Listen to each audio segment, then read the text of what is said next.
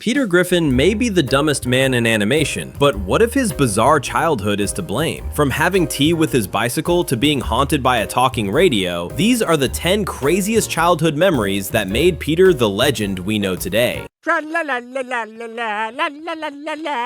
how he really runs?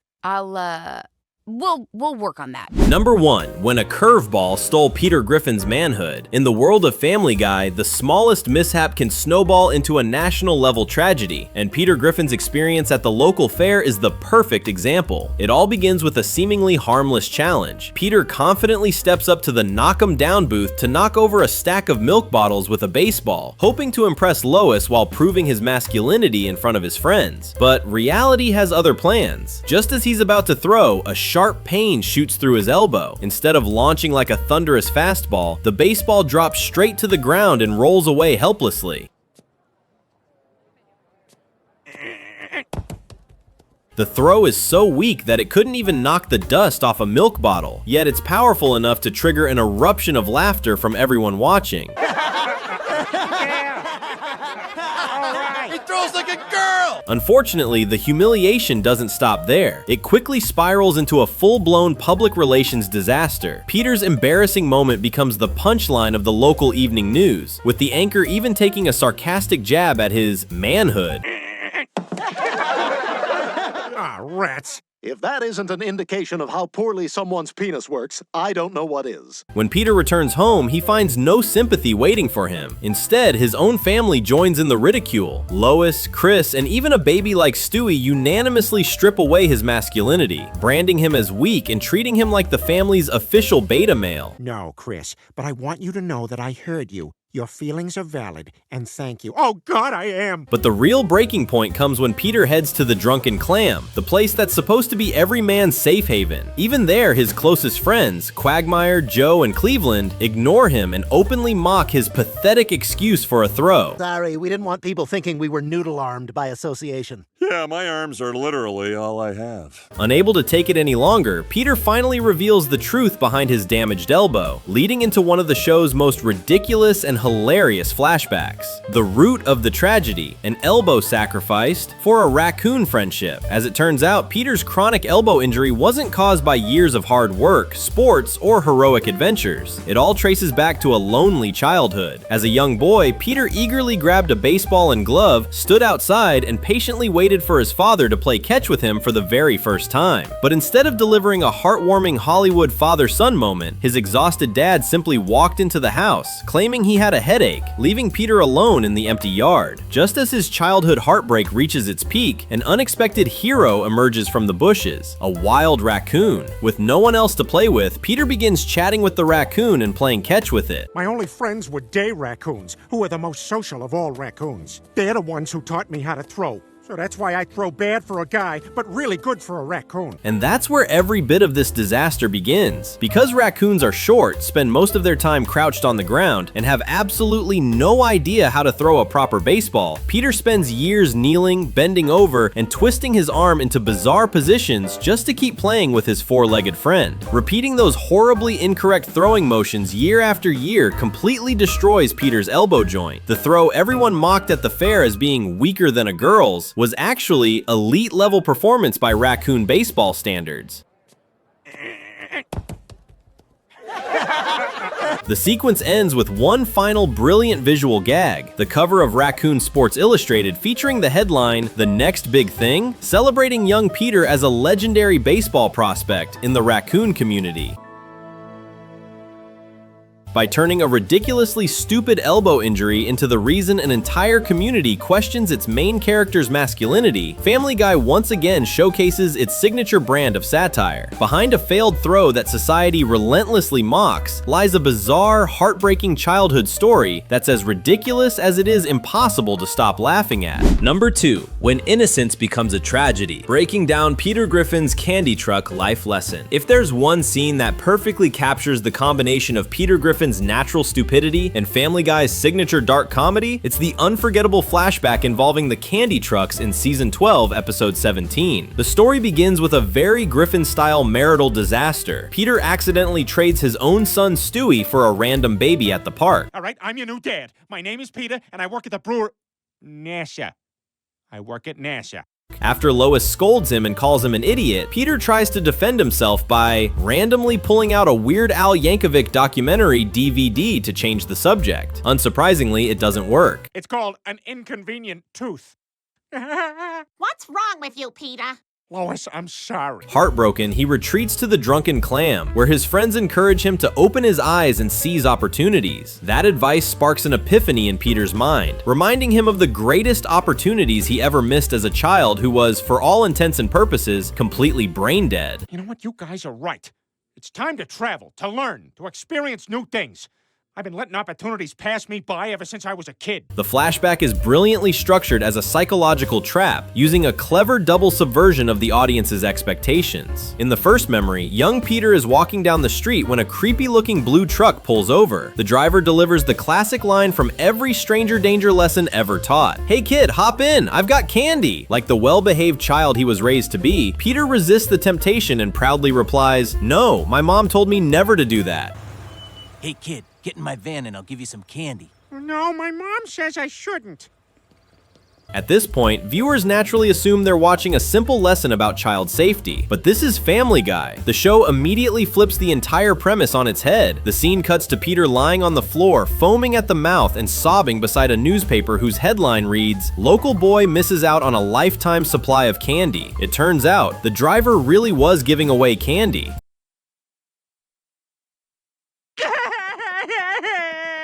Thanks to one unbelievably cruel twist of fate, Peter's underdeveloped brain reaches a spectacularly wrong conclusion. Listening to his mother was the biggest mistake of his life, and refusing to get into a stranger's truck meant throwing away the greatest treasure he would ever have. That catastrophically flawed lesson becomes the foundation for his next disaster. Sometime later, another truck pulls over with the exact same offer. Having been trained by the painful disappointment of the first encounter, Peter doesn't waste a single second. He enthusiastically shouts, "Okay!" and happily climbs into the truck as if he just won the lottery. Hey kid, get in my van and I'll give you some candy. Okay. The scene wisely skips everything that happens inside the vehicle, where the story becomes far too dark, and jumps straight to the front page of the Quahog Informant, featuring a brutally matter-of-fact headline, "Local boy doesn't get candy, but is molested." Alongside it is a picture of Peter crying in exactly the same devastated pose as before. That's what makes the punchline so brilliant. Visually, both scenes are nearly identical. Peter is crying with the same wide-open mouth and the same exaggerated expression of misery, but the reasons couldn't be more different. The first time, he's devastated because he missed out on free candy. The second time, he's suffering the tragic consequences of applying the completely wrong lesson. Get in my van and I'll give you some candy. Okay. Number 3. When the dream of having a sibling became Peter Griffin's childhood nightmare. In the world of Family Guy, even a peaceful night of watching TV can suddenly turn into an unexpected psychological deep dive, and this scene is a perfect example. Everything begins in what seems like an ordinary evening in the Griffin household, at least by Griffin family standards. The whole family is gathered in the living room watching a parody of Family Ties. That sense of normalcy lasts only until their daughter Jennifer walks into the room as a terrifying half-human, half-centaur creature, demanding that her parents offer her a sacrifice. I have a date with my boyfriend. Well, have fun. You are to gather grapes for wine and prepare victuals for my return. Before anyone has time to recover from that bizarre visual, the phone rings. Peter answers the call, only to stand there completely confused as his sister Carol sobs on the other end of the line after losing her boyfriend. Peter's cluelessness is so overwhelming that Lois has to snatch the phone away and step in as the caring, compassionate sister-in-law. Ironically, it's Lois's kindness and Brian's comment that Carol is so lucky to have a sister like Lois that accidentally hits Peter right where it hurts. Feeling a wave of jealousy, Peter lets out a sigh and admits that he's always wished he had a real brother or sister. Boy, Carol's lucky to have a sister like Lois. You're telling me. I always wanted a brother or sister, but instead I got a broster. But instead of leading into a heartfelt story about sibling bonds, Peter reveals that his childhood revolved around someone he calls his broster, a wonderfully ridiculous made-up word combining brother and sister. The root of the tragedy, a childhood memory with broster. The episode immediately cuts to a brief flashback that delivers one of the biggest laughs of the scene. The setting is Peter's childhood bedroom, filled with innocent nostalgia. Young Peter is happily pushing a toy truck across the carpet when broster suddenly suddenly appears. Dressed in purple overalls and wearing an innocent smile, this mysterious child casually asks one of the most brain-breaking questions imaginable. "Hey Peter, you want to see my paginas?" Hey, Peter, you want to see my paginas? I don't know. The joke revolves around the completely made-up word paginas, a bizarre hybrid of penis and vagina. Not only does it completely destroy any basic understanding of human anatomy, but it also delivers an unforgettable psychological shock to young Peter. Peter's reaction is what truly sells the joke. There's no screaming, no crying, no dramatic overreaction. Instead, he simply freezes in place, eyes wide with absolute confusion, before awkwardly stammering, I don't know. It's the perfect depiction of a child whose brain has completely shut down after being asked a question that's far beyond anything he's capable of understanding. Hey, Peter, you want to see my paginas?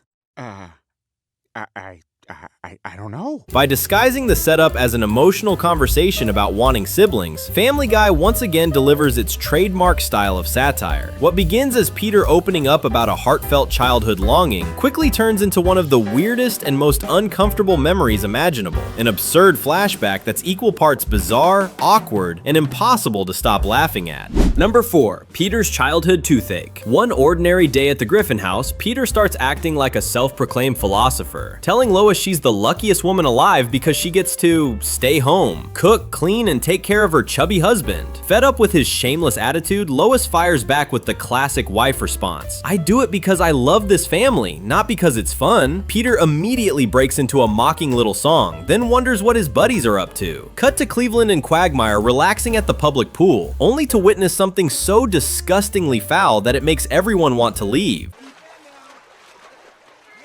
Oh, that's nasty. After that, Peter heads down into the dark basement looking for more Patriot beer. As he's fumbling around through the electrical wires, boom, a chained-up dog suddenly growls from the wall, scaring Peter so badly that he falls flat on his back. Ah! You never know what you're gonna find down here. Then something miraculous, or completely insane, happens. The ghost of the old Patriot from the Patriot beer label appears before him like a magical spirit. The ghost tells Peter, "Build a bar down here, fill it with ice-cold Patriot beer, and your buddies will come on their own." Peter's eyes light up, but being Peter, he can't resist asking one incredibly suspicious question. "Wait, if I walk through you, does that mean we technically just had sex?" The ghost is left speechless and instantly disappears. If I walk through you, does that mean, like, we've done it?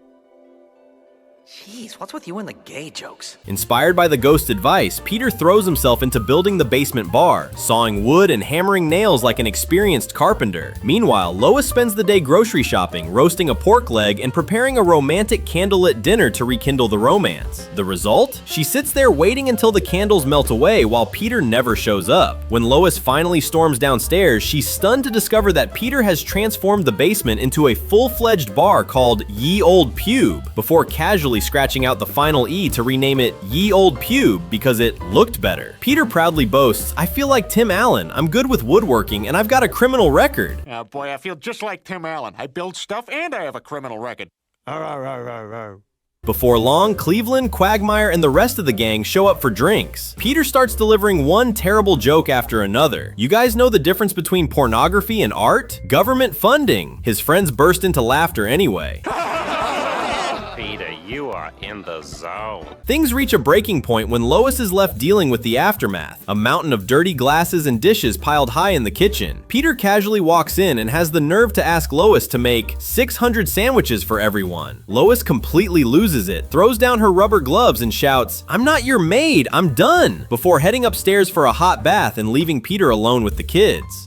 Ah, put me down, you Brobdingnagian blunderbuss! He's a little cranky from teething. Peter wanders into the living room and finds Stewie busy tinkering with a machine. As he tries to comfort his youngest son, Meg explains that Stewie is teething, so he's been especially cranky. And then comes the legendary highlight. Peter decides to use the old family remedy, rubbing a little whiskey on Stewie's gums. Stewie immediately cries out, "Good Lord, where has that filthy finger been?" Embarrassed, Peter defends himself. "Whenever I had a toothache as a kid, my mom always used whiskey." Oh, good God, man! One can only imagine what foul regions that finger has erstwhile probed. Savage cutaway. We flash back to Peter as a little boy. Innocent and adorable in a pair of overalls, young Peter squeaks, "Mommy, my tooth hurts!" Without a moment's hesitation, a giant bottle of whiskey comes flying straight toward him. Wham! It smashes directly into little Peter's face, knocking him flat on his back. A truly one-of-a-kind Griffin family cure for a toothache. My tooth hurts. Yeah, how's that feel? Well, it's delightful. Number 5. When Peter invited his bicycle to tea. Season 2, Episode 6. Everything begins on what seems like a perfectly ordinary evening. Peter and Lois are lying in bed under the covers, watching 60 Minutes After Dark, the hilariously over-the-top adult version of the famous news program. I'm Morley Safer. I'm Mike Wallace. I'm Ed Bradley. I'm Leslie Stahl, and one of you is hung like an elf. As the mood starts to turn romantic, Lois reaches under the blanket, hoping for a little intimacy. Instead of finding passion, however, she suddenly feels a lump on Peter's chest. Just like that, the wheels of disaster are set in motion, sending Peter into a panic that's equal parts terrifying and hilarious. Oh my God, I found a lump, a breast lump. The next morning at breakfast, rather than taking Lois's advice to see a doctor, Peter comes up with what he believes is the ultimate coping strategy: ignore the problem completely. He insists that the best way to deal with an illness is to pretend it doesn't exist, just like the entire Griffin family casually ignores the giant squid sitting right in the middle of the kitchen table every single day. Just like we do with the squid. As Peter leaves the house, his bizarre superstition kicks into overdrive. Everywhere he looks, he sees signs of impending doom: a black cat hissing at him, a crow ominously perched in a tree, and even the completely harmless sight of his neighbor, Cleveland. Morning. Peter's nightmare reaches its peak when he finally arrives at the doctor's office. The moment he sits down, the doctor casually drops a bombshell, telling him he has only about a month left to live. But just seconds later, the doctor calmly admits that he actually has no idea what Peter's condition is. He pulls out a massive stack of malpractice lawsuits from former patients and tells Peter to relax and wait for the real test results. Let's just wait for the test results. Convinced that he's living out his final days, Peter returns home and solemnly announces the devastating news to his family. Their reactions are exactly the kind of chaos you'd expect from the Griffins. Baby Stewie excitedly raises his hand for a high five, thrilled that he's about to be free of his father. High five! Anyone? Anyone? Chris starts crying because no one will take him to the father-son dance. Meanwhile, Meg can't help but ask what her dad has actually accomplished in life besides constantly telling her to go to her room. What accomplishments? Go to your room. Preparing for what he believes will be his inevitable death, Peter visits a funeral home to buy a coffin and delivers one of the show's funniest bargaining scenes. When the funeral director tells him the coffin costs $1,000, Peter doesn't negotiate the price down. Instead, he angrily shouts and raises the offer to $2,000, leaving everyone in stunned silence. Seconds later, he abruptly changes his mind and drops the offer all the way down to $40, while Brian can only stand there sighing at Peter's completely backwards negotiating skills. $2,000. That's twice what it costs.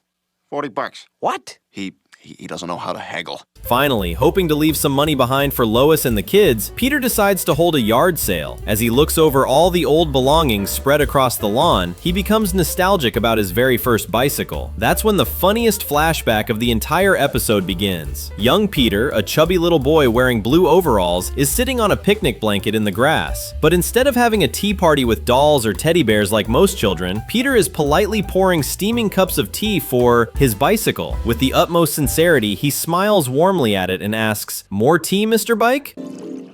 More tea, Mr. Bike? Peter's childhood innocence is so absurdly bizarre that it doesn't just end the scene with a huge laugh, it also perfectly explains why the grown-up Peter Griffin possesses one of the strangest, most clueless minds ever seen on television. Number 6. When a haunted radio terrorized young Peter, Season 20, Episode 7. Everything begins at a sporting goods store, where Lois is delighted to see Peter finally taking an interest in his health by checking out treadmills. But Peter's trademark cluelessness immediately takes over. Wanting some advice, he notices that the salesperson he wants is busy. Instead of simply asking someone else for help or waiting normally, Peter politely apologizes and spends his time awkwardly feeling the fabric of various athletic shirts while waiting his turn. He even bluntly turns down another employee's offer to help, insisting, "I'm waiting for Josh." Help him, then help her, then whoever's after them. I'll just wait here and feel the running shirts.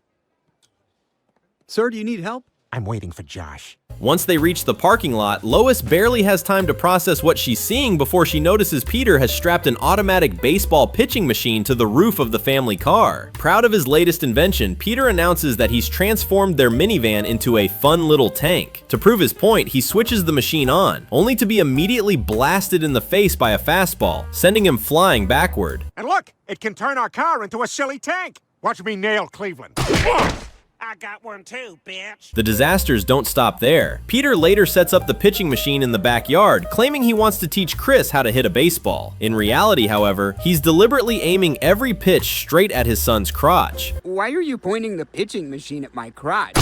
Hey! Completely unfazed, Peter admits he's secretly recording Chris getting hit so he can submit the footage to America's Funniest Home Videos, AFV, in hopes of winning the grand prize. The episode then cuts to the awards ceremony, where Peter and Chris are dressed in elegant suits, eagerly waiting for their video, titled 2 Balls, 1 Strike, to be announced as the winner. Unfortunately for Peter, first place goes to a completely different clip featuring a groom fainting at his wedding. Unable to accept defeat, Peter storms onto the stage and punches the poor groom right in the face. Fainting groom, sent in by Kevin and Lisa Tarzinski of Berkeley, Michigan. Back at home, the chaos somehow escalates even further. When Chris accidentally clogs the toilet, Peter confidently declares that his baseball pitching machine is actually the greatest plumbing tool ever invented. He points the machine directly into the toilet bowl and starts firing baseball after baseball. The enormous pressure completely destroys the plumbing system. Pipes explode. Water erupts throughout the house. Within seconds, a massive indoor flood tears the entire home apart and literally washes the Griffin family out into the front yard. And I'm waking up outside again. Gotta sleep to grow, guys. Gotta sleep to grow. With their house destroyed, the family has no choice but to move into the luxurious mansion of Lois's father, Carter. While they're staying there, Carter mentions that he has to attend the funeral of Meredith, Lois's beloved childhood nanny. Meredith? Oh, I loved that woman. I was so sad when she quit. As Lois fondly reminisces about the woman who helped raise her, Peter can't resist chiming in with a story about his own tragic childhood. According to Peter, his mother used to leave him home alone with a haunted radio that was possessed by the ghost of the previous homeowner. The episode cuts to another flashback. Young Peter, a chubby little boy wearing glasses and a plain white t-shirt, sits quietly in an armchair beside an old wooden radio. Looking innocent as ever, he politely asks, "Mom, can I have a snack?" Instead of hearing his mother's voice, a deep, eerie voice suddenly crackles through the radio. "You're sitting where I died." Can I have a snack? You're sitting where I died.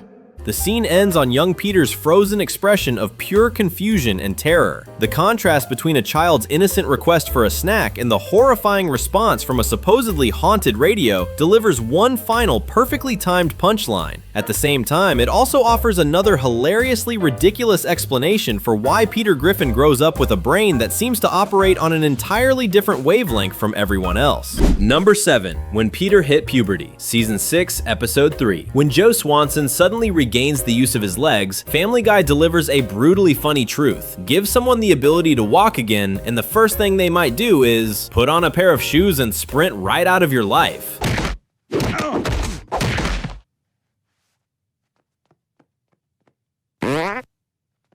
Everything begins at the Drunken Clam, where Joe no longer rolls in with his familiar wheelchair. Instead, he makes a grand entrance on an expensive mountain bike, casually hanging out with a brand new crew of bros, Parker, Quentin, and Portland, a group of muscular, athletic guys who look like they spend every weekend chasing extreme sports. It's Parker, Quentin, and Portland. Is Portland the black one? Portland is the black one. Without the slightest hesitation or concern for his old friend's feelings, Joe pours cold water all over Peter, Quagmire, and Cleveland by bluntly declaring that the only reason he ever hung out with them was because he was disabled. According to Joe, they were simply too lazy and unambitious. Now that he has his legs back, he's immediately upgraded his social status and has no problem ditching his old friends without a second thought. He's gone. And all we got to remember him by are his old legs.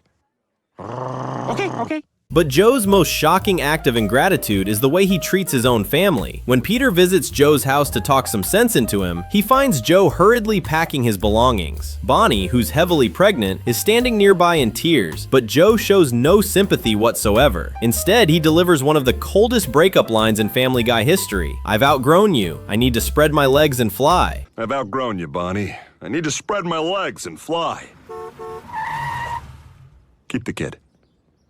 After that astonishing declaration, Joe throws himself headfirst into his new adrenaline-fueled lifestyle, hang gliding and mountain biking with his new friends, while completely abandoning his devastated wife at home. His restored legs don't just support his body, they inflate his ego to the point where he loses all sense of compassion. You leaving Bonnie? Out of my way, Peter. Me and my new friends are gonna go surf gliding and try to somehow work a mountain bike in there. To cap off Joe's absurd personality shift, the episode cuts to one of Family Guy's classic cutaway gags. Watching Joe's transformation, Peter sighs and compares it to what happened when he himself suddenly hit puberty. The scene immediately flashes back to young Peter, an innocent little boy happily asking his friends, "Hey, do you guys want to play baseball?" Halfway through the sentence, puberty strikes. His voice suddenly drops several octaves as it cracks dramatically. Without even pausing to process what just happened, or feeling the slightest bit embarrassed, Peter instantly changes course by 180 degrees and matter-of-factly announces, "Sorry guys, I'm gonna go masturbate." He then casually walks away, leaving his friends standing there in complete confusion. Hey, you guys feel like playing some baseball? Excuse me, I'm gonna go masturbate. This brief scene doesn't just deliver huge laughs with Family Guy's signature crude but honest style. It also serves as a surprisingly clever metaphor about human nature. Just as puberty can instantly transform an innocent child into someone driven entirely by newfound instincts, Joe's restored legs transform him from the ideal husband and loyal friend into someone shallow, impulsive, and seemingly afflicted with temporary amnesia about every meaningful relationship he once had. Number 8. When Peter visited the Natural History Museum. Season 2, Episode 20. Peter Griffin's quest to find the elusive silver ticket in Family Guy is a roller coaster of pure absurdity, where overwhelming hope and spectacular bad luck go hand in hand. It all begins with the town-wide craze over mysterious silver wrappers hidden inside beer bottles, the magical pass that grants entry to the legendary Pawtucket Brewery, the ultimate dream destination for every beer-loving resident of Quahog. Nothing. Peter, it's 7 in the morning. Thanks for the update, Big Ben. Just as Peter is sinking into despair after news anchor Tom Tucker announces that the final ticket has already been found, only to sheepishly admit moments later that the report was completely false and punish himself by sticking an earwig into his own ear. Oh, God! It's eating out the back of my eyes! Peter decides to finish off one last bottle of beer. The beer tastes so unbelievably awful that he immediately vomits all over the place. And right there, shining in the middle of the mess, is the silver ticket. After hilariously swallowing the ticket by accident and then throwing it back up in the least dignified way imaginable, Peter erupts with joy, grabs his priceless prize, and sprints home as fast as he can. But as always, his happiness is short-lived. The moment he reaches his front porch, Peter trips spectacularly and collapses onto the ground, clutching his knee while dragging out an absurdly long scream of pain. The kind of deliberately overextended joke that leaves viewers laughing and groaning at the same time. Ah! Ah! Ah! Not long afterward comes another classic Peter moment. Completely drunk, he suddenly sits down at a piano and performs with the brilliance of a musical genius, only to wake up the next morning and realize his incredible talent was nothing more than a temporary side effect of being intoxicated. Well, sometimes it does. I mean, you were pretty bad in bed Saturday night. Come on, Lois, move or something.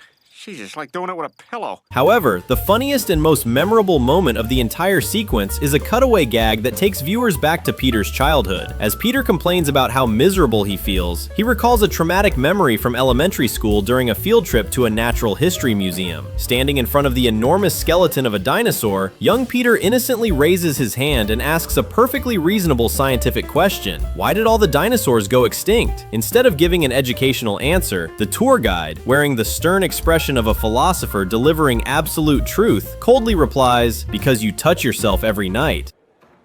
Why did all the dinosaurs die out? Because you touch yourself at night. The statement is completely absurd and utterly baseless. Young Peter freezes in place, genuinely horrified by the idea that he somehow wiped an entire prehistoric species off the face of the earth. The joke perfectly captures Family Guy's signature style of dark humor. Beneath the ridiculous punchline lies a surprisingly clever implication. Perhaps Peter's bizarre personality and warped way of thinking as an adult aren't entirely his own fault after all, but the result of the wonderfully ridiculous psychological scars left behind by the adults around him during childhood. Number 9. When Peter mocked his friend. Season 2, Episode 11. Peter Griffin's birthday celebration at Bob's Funland turns into one disaster after another, all thanks to his own reckless confidence and astonishing stupidity. The chaos begins before the family even arrives. Instead of enjoying the surprise his family has planned for him, Peter decides to cover his own eyes while driving the family wagon, even though the car is literally decorated with a giant Happy Birthday Peter banner. Let me drive. Lois, you know it's illegal for women to drive. A woman driving. Ignoring the terrified screams from Lois, Meg, Chris, Stewie, and Brian, Peter keeps his foot on the gas, blindly charging ahead until he finally crashes into an entire row of neatly parked cars in the amusement park parking lot. Grown-up in me likes the prospect of fun, but the kid in me is suicidal over what a fat bastard I'll become. Once inside Bob's Funland, Peter quickly transforms his birthday outing into a showcase of his shameless opportunism. As the Griffin family lines up with Quagmire, Cleveland, and Joe to ride the roller coaster Meteor, Peter casually uses Joe Swanson's wheelchair as a VIP pass, cutting straight to the front of the line. While Peter shamelessly takes advantage of his disabled friend, Quagmire spends the wait flirting with a woman standing nearby. Well, hello.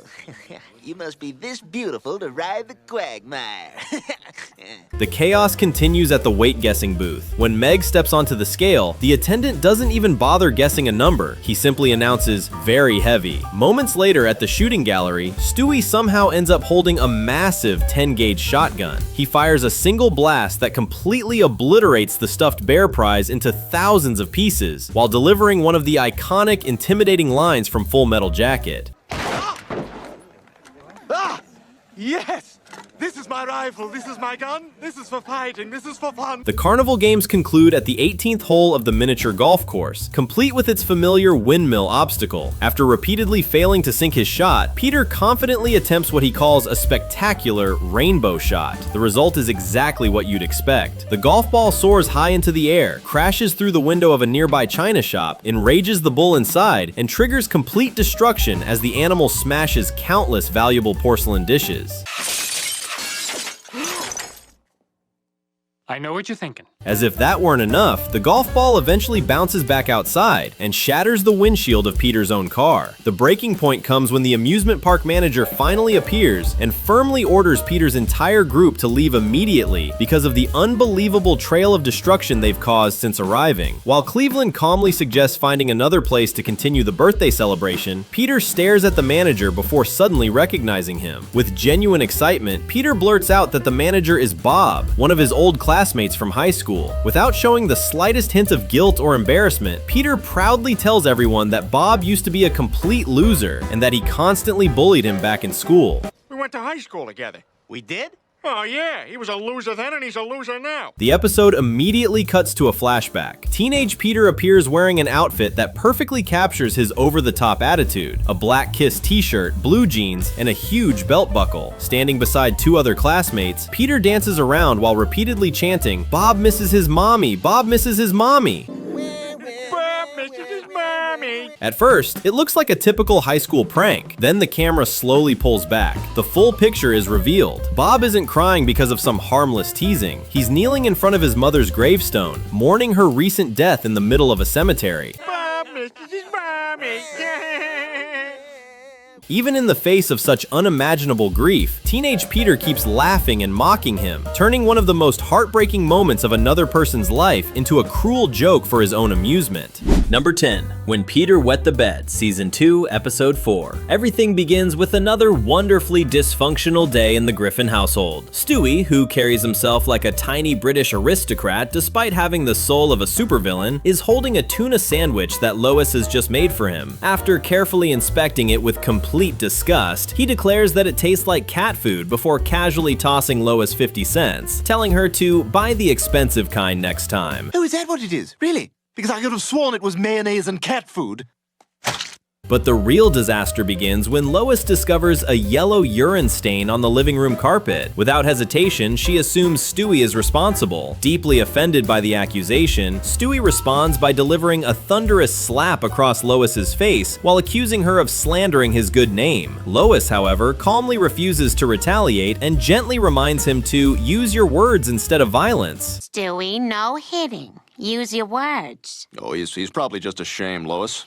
You're just a helpless little carpet tinkler, aren't you? Convinced that the accident means it's finally time for toilet training, Lois announces that Stewie needs to learn how to use the bathroom properly. The moment Peter hears this idea, the dumbest father in the galaxy immediately objects, launching into one of Family Guy's trademark dark cutaway gags involving the famous Lindbergh baby. God, I flew across the Atlantic by myself. I'm a national treasure, for God's sake. I think I know how to... Ah! Oh, God! Oh, God! Afterward, Lois convinces Peter that toilet training would be the perfect opportunity for him to bond with Stewie. Unfortunately, Peter's innocent brain hears the word bond and instantly thinks of James Bond, Agent 007. Proudly believing he's about to become some sort of secret agent father, Peter eagerly agrees. He rushes to Quahog House of Books in search of parenting advice. Standing atop a ladder, the bookstore clerk recommends a series of increasingly ridiculous books. Everybody Poops is still the standard, of course. We've also got the less popular Nobody Poops But You. Ha. When Peter casually mentions that his family is Catholic, the clerk immediately pulls out what he considers the perfect choice. You're a naughty child, and that's concentrated evil coming out the back of you. It's one of the episode's sharpest religious jokes, and Peter enthusiastically buys it without a second thought. Meanwhile, as night falls, the truth behind the mysterious puddle on the carpet is finally revealed. The real culprit isn't Stewie at all, it's Brian. Despite always presenting himself as sophisticated and intellectual, Brian secretly suffers from bedwetting. Late that night, he quietly sneaks downstairs carrying a sponge, desperately trying to scrub the stain off the carpet before anyone notices. While he's at it, he also disposes of Stewie's beloved teddy bear, Rupert, after it becomes stained as well. Stop. God, it smells gross. Well, Princess, I don't see anyone dabbing yours behind their ears. The following morning, Lois catches Brian secretly washing the bed sheets in the laundry room. Cornered, Brian unleashes every ounce of smooth-talking skill he has, spinning an absurdly long and convoluted story about how the sheets felt itchy last night, all in a desperate attempt to hide the embarrassing truth. I'm washing them in some fabric softener because last night they were so itchy I couldn't sleep, which is why I was downstairs when you asked me if everything was okay and I said I couldn't sleep. The funniest moment of the episode arrives in the bathroom, where Peter proudly takes on the role of the perfect father while teaching Stewie how to use the toilet. He leads his youngest son into the bathroom, lifts the toilet seat, and repeatedly encourages him to pee like a grown man. Come on, Stewie, don't you want to pee in a toilet bowl like a big boy? To inspire Stewie, Peter begins reminiscing, with enormous pride, about the very first time he successfully used the bathroom by himself. The episode immediately cuts to a flashback. Young Peter is standing in the living room, happily holding an enormous lollipop. Then, in a perfectly absurd twist, present-day Peter suddenly appears after using the toilet and proudly shouts, "Lois, I did it!" Hey, Lois, I did it! The joke lands with classic Family Guy absurdity. The implication is that Peter didn't actually learn how to use the toilet properly until he was already a fully grown adult, perfectly explaining why his childlike mind has never really grown up either.